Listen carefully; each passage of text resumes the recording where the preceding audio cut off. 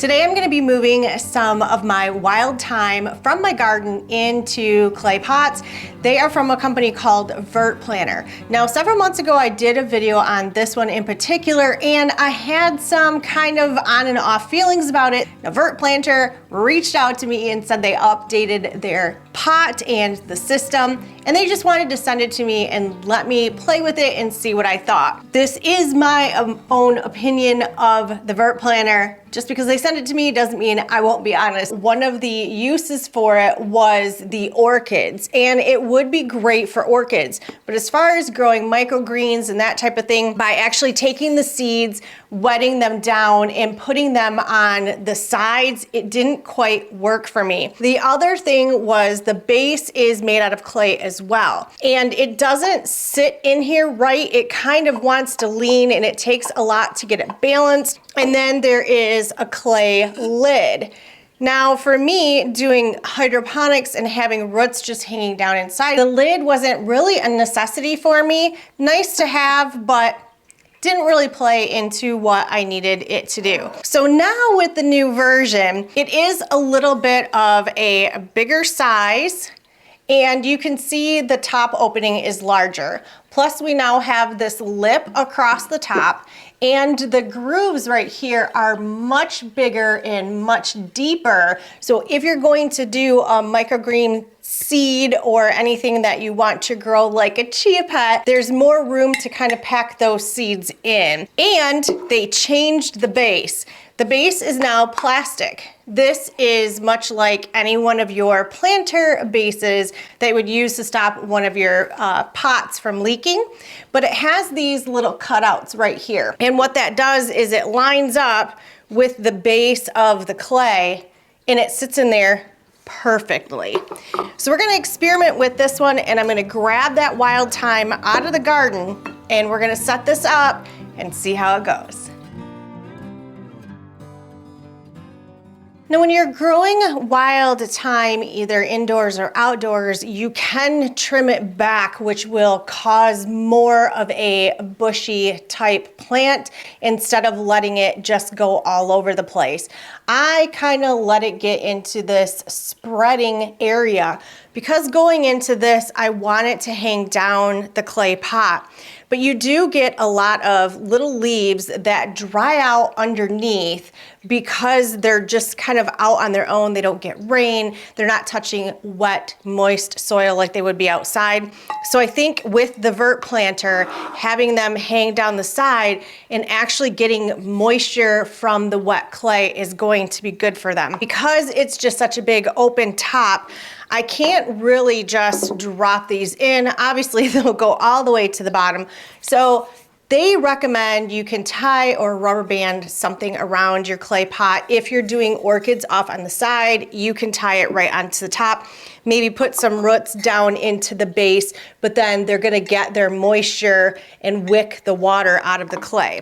But what I'm gonna do is use some of this floral tape. If you guys have not used floral tape, this is amazing. I use this all the time with a lot of different projects, either outside or inside.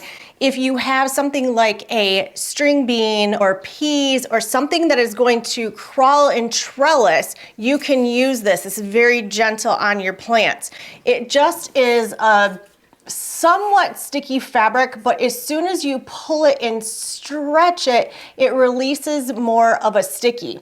And then if you bend it onto itself because you've released the sticky, then it can bend and twist and move, and you can gently wrap plants into this. And if you have to take it down later, you can pull it apart. Now, this wouldn't be strong enough for something like the big tomatoes that I have behind me, but something like an herb or, like I said, the sugar snap peas. No scissors needed. You can just pull and stretch, and it will snap apart into the sections that you want. So first things first is trying to get this out of the rock wool, because I don't love rock wool. I feel like I say that in almost every video, my disdain for rock wool.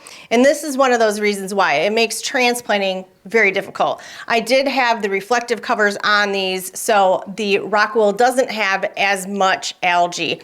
Now, if I were just to yank this thyme and pull it out, it's not gonna be happy with that rock wool, and I'm probably gonna lose a lot of this root base. I'm going to take a kitchen knife, a steak knife, and I'm gonna cut down around the edges of this, and I'm gonna try and free it up a little bit. Now you want to really get in here and release some of these roots from each other. Wherever there are sections, we can pull it through. And you may lose one or two here or there, and that's fine. This is what it's like when you're transplanting from hydroponics into something else. But don't be afraid to take your plants hydroponically and take them outside, put them in pots outside. You can do this, but just know that when you do it, that you're gonna have to start watering really, really heavy at the beginning because they are used to just sitting in this heavy water and not having a drainage cycle. Every couple of days, however long it's gonna take, just start backing that water off. But if the plant looks like it's in desperate need of water or it's going into shock, you're gonna wanna just give it a ton more water. I wish I had smell TV. I wish you guys could smell this. I don't know if it's cleaning out my sinuses or what it's doing, but it is really, really strong. This is where you can either be really frustrated or you can enjoy the quiet, enjoy the peace of planting.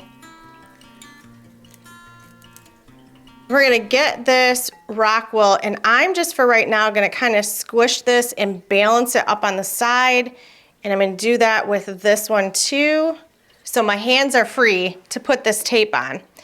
So what I'm gonna do is separate out a couple of these branches, and we're gonna make sure that those get taped. I kind of just need to see where I'm going with those. One of these is just a regular thyme, and the other one is a wild thyme. They're gonna be a little bit different flavors. Now we're gonna grab my tape, and I'm gently going to put it down and underneath. Now the tape is not going to really want to stick to the clay pot.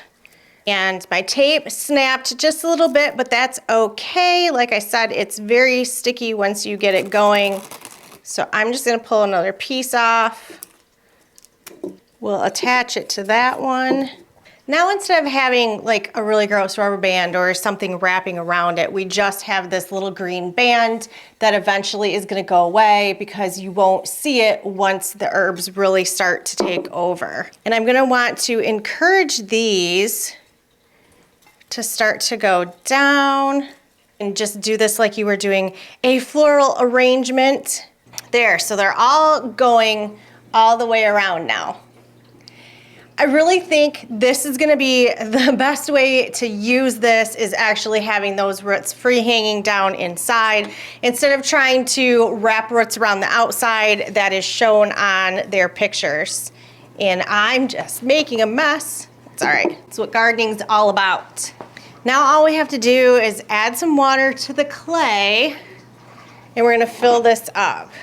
One thing you're gonna want to do is really watch the water, especially for the first couple of days, because your clay is going to start absorbing the water into itself. And I took it up just to the base of the rock wool. I don't really need that rock wool to continue staying wet. I just need the roots to make sure that they are. Now, because the clay is gonna be absorbing this water, that's where this guy comes in.